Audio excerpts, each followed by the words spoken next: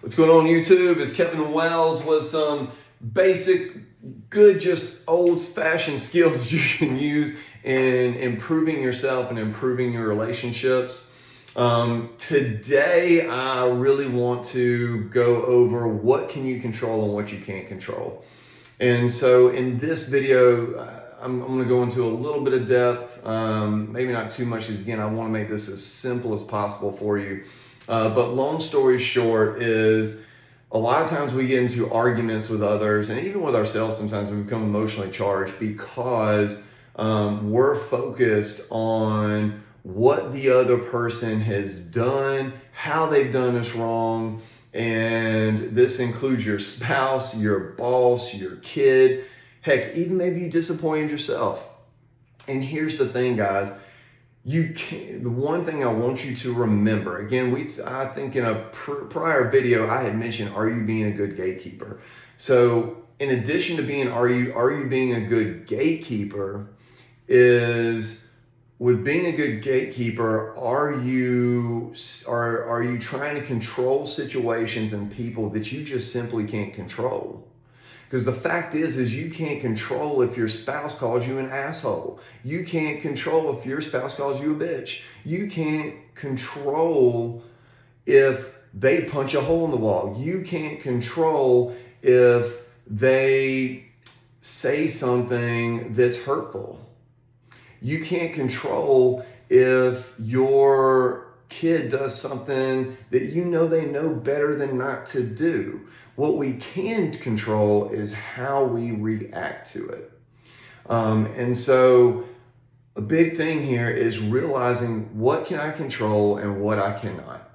Okay, and I know that's not an easy thing to take on, because when I feel like I've been done wrong, when I feel like something's not going my way, I need to do something about it. And the fact is, you don't always need to do something about it.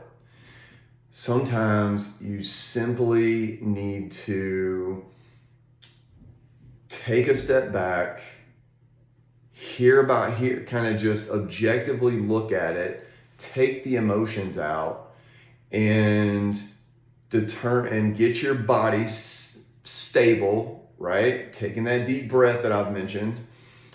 Get your central nervous system to stop going to fight or flight so that you can make a better decision. Because when you're in fight or flight, there's too much cortisol. There's too many other neurotransmitters that are being shot off that are not allowing you to think with your prefrontal cortex, which is which helps you problem solve. So big thing is realize being a gatekeeper and realizing what can I control, what can I not control. If he or she says something ugly, what can I do about that? And how can I do it constructively? So it could be something as simple as saying, hey, you know what? When you talk to me this way, I want to shut down. When you talk to me this way, I get defensive, and I don't want to be that way with you.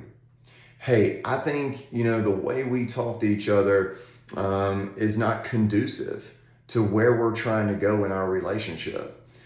Heck, it might be you might need to stop trying to control everything and tell yourself that, and the reason why you're getting frustrated sometimes is because things aren't going your way. Well, you can't control that somebody got in an accident 3 miles ahead of you and you're stopped on traffic, you're gonna be late for work, or you're late for a meeting, or you're gonna be late to see your spouse for your 1-year anniversary.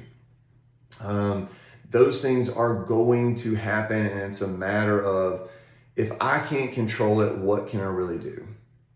And it can be that simple. If I can't do anything about it, then why worry about it anymore?